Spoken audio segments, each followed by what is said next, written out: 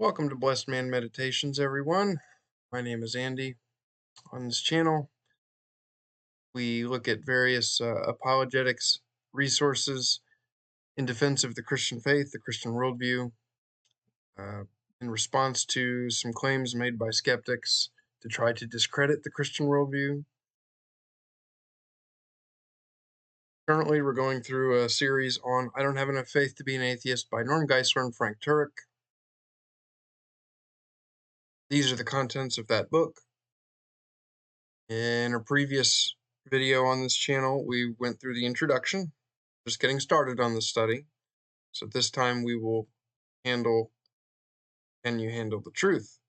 If you found value in my work, please consider supporting my ministry by purchasing my published work, a volume on the first 30 chapters of the Book of Psalms. It's available where books are sold. The publisher is Zulon Press. The title is Pinnacles and Plateaus, Meditations with the Psalmist. Chapter 1 of I Don't Have Enough Faith to Be an Atheist is entitled, Can We Handle the Truth? Turek and Geisler open the chapter recounting a famous scene from the 1992 movie A Few Good Men, starring Jack Nicholson and Tom Cruise. In a famous scene, Cruise says, "I want the truth," and Nicholson responds, "You can't handle the truth." Likewise, in 21st century America, many of us can't handle the truth. On the other hand, for example, we demand the truth from people like our spouses or our children. We demand truth from doctors that we entrust with our medical care. We demand truth from those with whom we entrust our finances. We demand the truth from our criminal justice system, and we trust that they'll punish the guilty and acquit the innocent. We demand the truth from our employers so they pay us an honest wage. We expect the sources from which we obtain information that informs how we live our lives to provide truthful information. We expect to be given the truth in almost every fact of life that affects our money, relationships, safety, or health. And yet, despite our bold demands for truth in the aforementioned areas, many of us will not be interested in the truth when it comes to morality or religion. So we will want truth in all these secular spheres of knowledge, but we will not be interested in the truth when it comes to morality or religion. Many people live life as though it matters not. Questions about an afterlife. They live as though that this life is all that there is. In fact, many downright reject the idea that any religion can be true because they don't want to be able, because they want to be able to live their best life now. They want to be able to live for the moment and not take into account how living for the moment might affect their eternity. But do you notice the contradiction? Why do we demand truth in everything except morality and religion? Why is morality and religion suddenly less important than everything else? Why does "that's true for you, but not for me" work with managing our money or our health, but not for morality and religion? Although few people would admit it, when someone rejects religious and moral truth, it's usually due to volitional rather than intellectual grounds. It is this way because we do not want to be held accountable to any moral standards or religious doctrine. Instead, these same people readily, blindly accept self-defeating truth claims of those who tell us that everything is relative, that there are no absolutes, that it is all a matter of opinion, that nobody should judge anybody else, that religion is purely about faith and not about objective facts. Perhaps St. Augustine, the great church father, was right when he said that we love the truth when it enlightens us, but we hate it when it convicts us. Maybe, despite what we say, we really can't handle the truth. What is truth? Let's look at the truth about truth. Truth is telling it like it is. Truth is also describing an actual state of affairs. Despite the claims of many, truth is absolute. Truth is not relative. Truth is absolute. Truth is not relative. Truth is absolute. Truth is not relative. If something is true, it is true for all people at all times and all places. All truth claims are absolute, narrow, and exclusive. If someone says everything is true, that is a narrow and exclusive claim. The statement everything is true excludes its opposite. It claims that everything is not true is wrong. To say that everything is true is also to say that everything is not true is wrong. It can't be true. All truths exclude their opposites, even religious truths. Humanist truth claims are just as narrow as non-humanist truth claims. For if humanism is true, then anything opposed to humanism is true. Likewise, if Christianity is true, then anything opposed to Christianity is false. Truth is discovered, not invented. The definition of truth can't always be changing. I run into this frequently when I discourse with people who are of a materialistic worldview.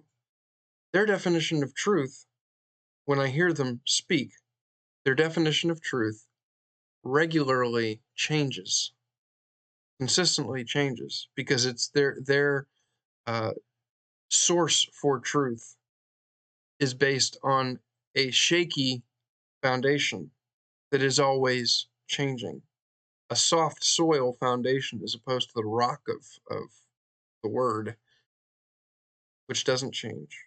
Truth is discovered, not invented. Truth exists independent of anyone's knowledge of it. For example, gravity existed before Newton discovered gravity. Truth is transcultural. If something is true, it's true for all people in all places at all times. Gravity is just as much true in 21st century America as it was in 1st century Palestine. Gravity is just as true in both places at both times. For those people who lived in 1st century Palestine, just as much as it is for people who live in 21st century America, like me. For example, 2 plus 2 is 4 for people in 1st century Palestine, as much as 2 plus 2 is 4 is true for people like me in 21st century America.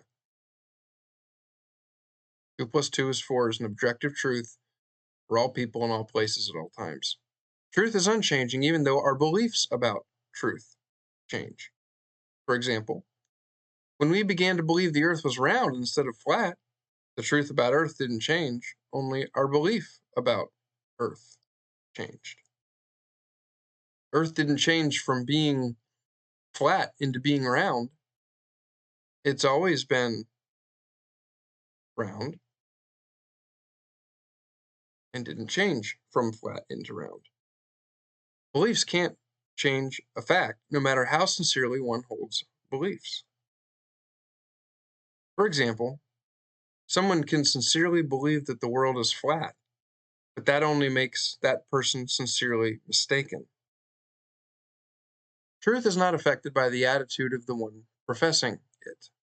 For example, an arrogant person does not make the truth that he professes false just because he is arrogant.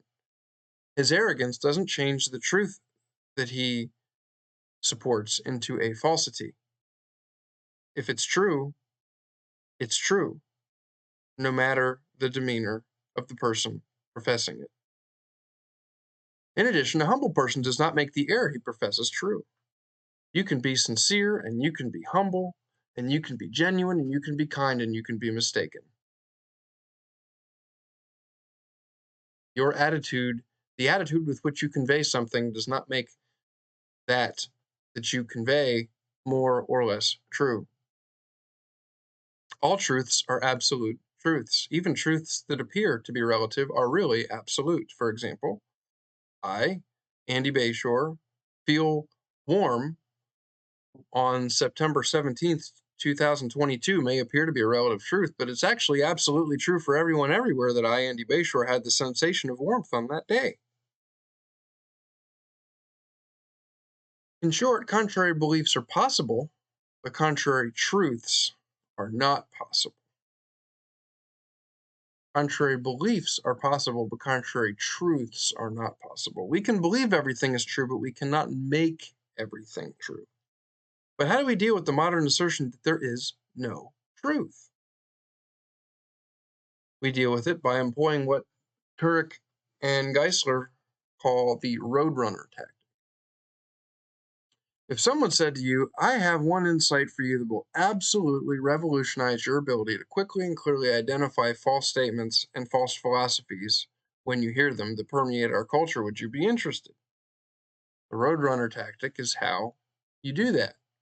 If Geisler and Turek had to pick just one thinking ability as the most valuable thinking ability, it would be how to verify and refute self-defeating statements. A self-defeating statement is one that fails to meet its own standard. For example, if someone says there is no absolute truth, that would be a self-defeating statement because they are claiming that there is no absolute truth is absolutely true. The one who's saying that there is no absolutely true is claiming that there is no absolutely true. That is an absolutely true statement that they think that they're making. They think that to say there is no absolute truth is absolutely true. Therefore, that is circular reasoning, the roadrunner tactic. The preceding example is an example of the roadrunner tactic because it reminds us that of Roadrunner and Wile E. Coyote, the old Saturday morning cartoon that many of us in my generation grew up watching. Coyote's goal was to catch the roadrunner. Just when Coyote seemed to have the advantage against Roadrunner, Roadrunner always made Coyote crash. Roadrunner tactic helps relativists and postmodernists of our day realize that their arguments cannot sustain their own weight. Right, just like every other tactic that Wile E. Coyote tried to employ against Roadrunner, he had all these tactics, but none of them ever worked. So relativists and postmodernists crash like Coyote. The roadrunner tactic is especially needed in colleges because many university professors tell students that there is no absolute truth at those universities. What's funny is that this means that all parents all over the world are literally paying, all parents who send their kids to college all over the world are literally paying thousands of dollars in college tuition so their children can be taught the truth that there is no truth. Ironic. They're likewise taught additional absurdities such as all truth is relative. In response to this, they should respond, is that a relative truth? Is it a relative truth that all truth is relative? Or are you making an absolute truth claim when you say that all truth is relative? There are no absolutes? Really? Is that absolutely true? That there are no absolutes? Are you absolutely sure there are no absolutes? It's true for you, but not for me? Well, is that statement true for you, or is it true for everyone? True for you, but not for me may be the mantra of our day, but it's not how the world really works. What would happen if you tried "it's true for you, but not for me" on a police officer who pulled you over and accused you of going 75 and a 40? Well, officer, that's true for you, but not for me. You'd be yanked out of that car and handcuffed to the back of the car and thrown in the back faster than you could get the words out of your mouth. Modern mantras such as all truth is relative, there are no absolutes, or it's true for you, but not for me, are false because they're self-defeating. More question. If there really is no truth, then why do we try to learn anything if there's no truth? If there's no truth, what's the point of trying to learn anything? Why should any student listen to any professor since the professor doesn't have the truth? If all truth is relative, then what's the point of the professor trying to convince the student of anything? Because what's true for the professor might not be true for the student. Why go to school and pay thousands of dollars for it if everything learned there is relative? Ideas have consequences, good ideas have good consequences, but bad ideas have bad consequences. If students learn the wrong idea about absolute right and wrong, why are we so surprised at those who lead school shooting attacks? Those ideas to perpetuate school shootings are obviously bad ideas. Why should we expect anyone to act quote unquote right when we teach them there's no such thing as right? That what's right for you might be wrong for me, but if it's right for you, that's really all that matters. False ideas about truth can lead to false ideas about life. In many cases, these false ideas give apparent justification for what amounts to immoral behavior. If the concept of truth can be killed, then the concept of any true religion or any true morality can be killed with it. So then, to further explain the roadrunner tactic or further illustrate it, they're going to show this example of a conversation that Norm Geisler had with somebody named Don. And Norm introduces himself, and then Don introduces himself, and Norm says, "Do you mind if we ask you a spiritual question?" Don says, "No, go ahead." Norm says, "Don, if you were to die tonight, stand before God, and God were to ask you, 'Why should I let you into my heaven?' what would you say?" Don says, "I'd say to God, 'Why shouldn't you let me into heaven? Because I'm an atheist, it won't happen that way.'" Norm says, "You're absolutely certain there's no God?" Don says, "Well, no, I'm not absolutely certain. I guess it's possible there might be a God." Norm says, "So then, Don, you're actually not an atheist, you're an agnostic, since an atheist says there is no God, while an agnostic says, 'I don't know whether there is a God.'" Don says, "Okay, then I'm an agnostic." Norm says, "So, Don, what kind of an agnostic are you?" Don says, "I don't have any clue. You just informed me I was an agnostic. I didn't know there were multiple types." Norm says, "Well, Don, there are actually two kinds of agnostics. An ordinary agnostic says he doesn't know anything for sure. An ordinary agnostic says he can't know anything for sure." Don says, I'm the ordinary kind, the kind that can't know anything for sure." Norm says, "Well, Don, if you're that kind of agnostic that can't know anything for sure, then how can you know for sure what type of agnostic you are? What type of agnostic you are? How do you know, Don, that you can't know anything for sure?" Don says, "Okay, I guess I must be an ordinary agnostic instead of an ornery agnostic." Norm says, since you now admit you can know whether or not God exists, why don't you know that God exists?" Don says, "Because nobody's shown me evidence." Norm says, would you be willing to look at evidence?" Well, the story goes on that Don looked at the evidence and eventually became a Christian. He looked at a book by Frank Morrison called "Who Moved the Stone?" And in previous videos on this very channel, we went through the evidence for the resurrection and in the new evidence that demands a verdict. And the chapter on the evidence for the resurrection of Jesus in the new evidence that demands a verdict quotes that book, "Who Moved the Stone?" on multiple occasions. The roadrunner tactic illustrates complete agnosticism or skepticism is self-defeating. It's self-defeating because agnostics and skeptics make the truth claim that truth claims cannot be made. Agnostics and skeptics make the truth claim that truth claims cannot be made. I have to read that slowly because it can be hard to grasp. They say the truth cannot be known, but then claim that their view is true. They can't have it both ways. Christian traditionalists believe that non-Christians will go to hell if they die in their unbelief. Many Muslims believe that non-Muslims will go to hell if they die without becoming a Muslim. Hindus generally believe that everyone, no matter what they believe, will be reincarnated. So can everyone be correct?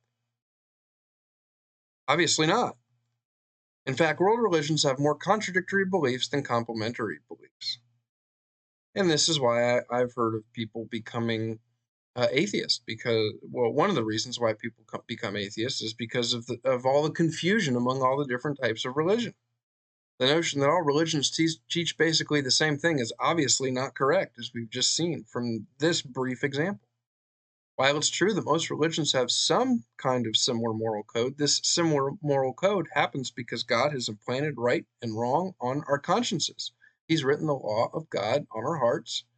He has given us the internal mechanism to know right from wrong, even if we don't have knowledge at our fingertips of what scripture verse says a certain act is wrong or a certain thought is wrong, because we know intuitively that certain things are right and wrong unless we just completely sear our consciences as with a hot iron. If these religions were the same, they would not disagree like they do on virtually every major issue, including God's nature, man's nature, sin, salvation, heaven, hell, and creation. These religions are not the same. There are big differences among the major religions. Here's just a small sampling. Jews, Christians, and Muslims believe in different versions of a theistic God, while most Hindus and New Agers believe that everything that exists is part of an impersonal, pantheistic force they call God. Many Hindus believe that evil is a complete illusion, while Christians, Muslims, and Jews believe that all evil is real.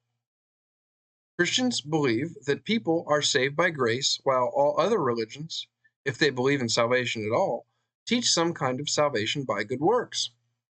While most religions have some beliefs that are true, not all religious beliefs can be true because they are mutually exclusive. In other words, some religious beliefs must be wrong. Because of the incorrect usage of the word tolerance, we are expected to live as though every belief is true, when tolerance actually means to put up with something you believe to be false. Tolerance has to be redefined to mean to accept that every belief is true. That's what many people do today. If you disagree with my lifestyle or my religious choice, and you don't let me live my life the way that I want to live it, I'm going to call you intolerant. That's the way many in this world live. I'm only tolerant of you if I let you do what you want, no matter what that is. That's what you define tolerance as. That's what many people define tolerance as, and it's wrong. In a religious context, this is known as religious pluralism, the belief that all religions are true. Even though in America we have religious freedom and we don't legislate religion, we know we should accept and respect people with different religious views than our own. Just because we should respect and accept people with different religious views than our own, this does not mean that we should embrace the possible notion that all religious beliefs are true. If Christianity is true, then it's dangerous to not be Christian. If Islam is true, then it's dangerous to not be Muslim. The claim that you ought not question someone's religious beliefs is itself a religious belief for pluralists. But this belief is just as exclusive and intolerant as any religious belief of a Christian or Muslim. In other words, pluralists think all non-pluralist beliefs are wrong. So pluralists are just as dogmatic and closed-minded as anyone else making truth claims in the public square. And they want everyone who disagrees with them to see things their way. The prohibition against questioning false beliefs is also an absolute moral position.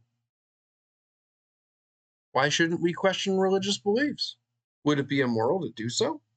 If so, then by whose standard? Do pluralists have any good reason supporting their belief that we ought not question religious beliefs, or is it just their own personal opinion that they want to impose on the rest of us? Which is the same ignorant objection that they make when a pluralist sees a Christian trying to share their faith, when they object that it's wrong for the Christian to impose their Christianity on them. If a pluralist is going to try to impose their moral position on someone else, is that tolerant of them to do that? Pluralist would say that if the Christian did that very thing, that the Christian wasn't being tolerant. Christian scripture commands Christians to question religious beliefs. Paul's words to the Corinthians, to take every thought captive to the obedience of Christ. Since Christians have a religious belief that they ought to question religious beliefs, then pluralists, according to their own standard, should accept the Christian belief as well. It's hypocritical of them not to. But do they? Of course they don't. From this, we can plainly and humorously see that pluralists, advocates of the new tolerance, are not tolerant at all. What I just said, they're being hypocrites. Instead, they only tolerate those that already agree with them. When the pluralist claims that we ought not question religious beliefs, they prohibit others from making judgments. If the pluralist gets upset with you because you're being judgmental, them claiming that you're being judgmental is being judgmental of you. They're being judgmental of you by calling you being judgmental of them. Telling someone you ought not judge is itself a judgment. When such pluralists take Matthew 7, 1 through 5 out of context, they fail to realize that Jesus did not prohibit any kind of judgment. Rather, Jesus prohibited judging hypocritically. Everyone, regardless of worldview, makes judgments. The question is not whether or not we can make judgments. Instead, the question is when we make judgments, are they the right judgments? That's the better question. Are the pluralists ready to accept as true the religious belief of Muslim terrorists, especially when those Muslim terrorists believe that all non-Muslims, including pluralists, should be killed? Doubt it. I doubt that the religious pluralist would be willing to practice their pluralism if their pluralism would involve their death if they were to reject Islam in the moment. So I doubt that pluralists are ready to accept as true the religious beliefs of Muslim terrorists when those Muslim terrorists want to kill all non-Muslims. Are pluralists ready to accept as true the religious beliefs of those who believe in child sacrifice or other heinous acts? While we should respect the rights of others to believe what they want to believe, we're foolish and maybe even unloving to tacitly accept every religious belief as true. Why is it unloving to accept every religious belief as true? Because if Christianity is true, then it would be unloving to suggest to anyone that their opposing religious beliefs are true as well. It would be lying to them. Affirming such an error might keep them on the road to damnation. Instead, if Christianity is true, we ought to kindly tell them the truth because only the truth can set them free.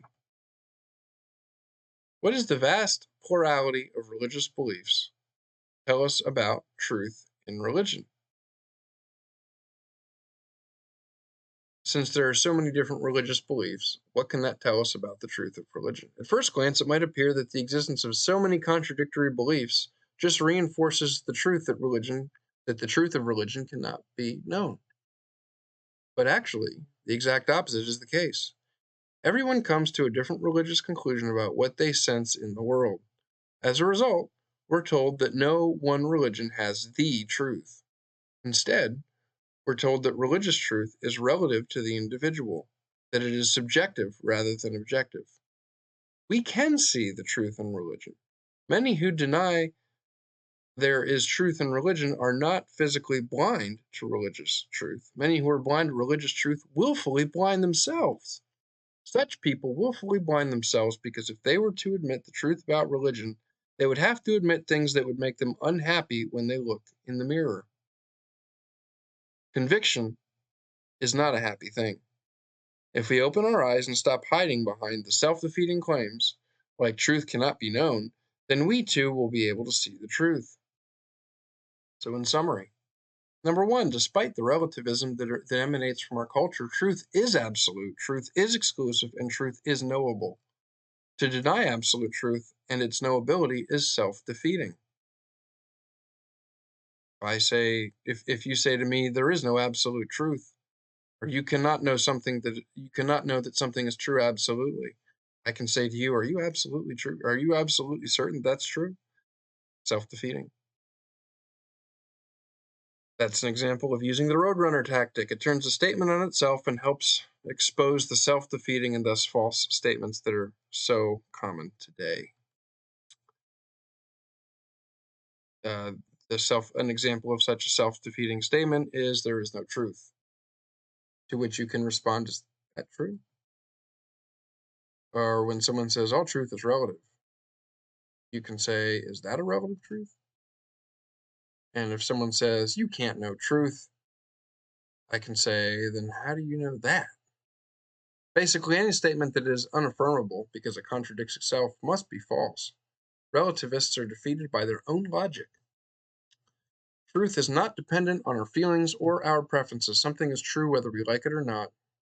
Contrary to popular opinion, many world religions do not all teach the same things. They have essential differences and only superficial agreements. All religions cannot be true because they teach opposites. Since logically all religions cannot be true, we cannot subscribe to the new definition of tolerance that demands that we accept the impossible idea that all religious beliefs are true. We are to respect the beliefs of others, but lovingly tell them the truth. After all, if you truly love and respect people, you will tactfully tell them the truth about about information that may have eternal consequences. That's the end of chapter 1 of I Don't Have Enough Faith to Be an Atheist by Norm Geisler and Frank Turek. Next time in chapter 2, we will talk about why should anyone believe anything at all. Chapter 2 is why should anyone believe anything at all. So, thank you for watching this installment of Blessed Man Meditations. Please like, comment, and subscribe. Please consider supporting my ministry by purchasing my published work, the volume on the 30 chapters of the Book of Psalms. And I hope you have a blessed rest of your day.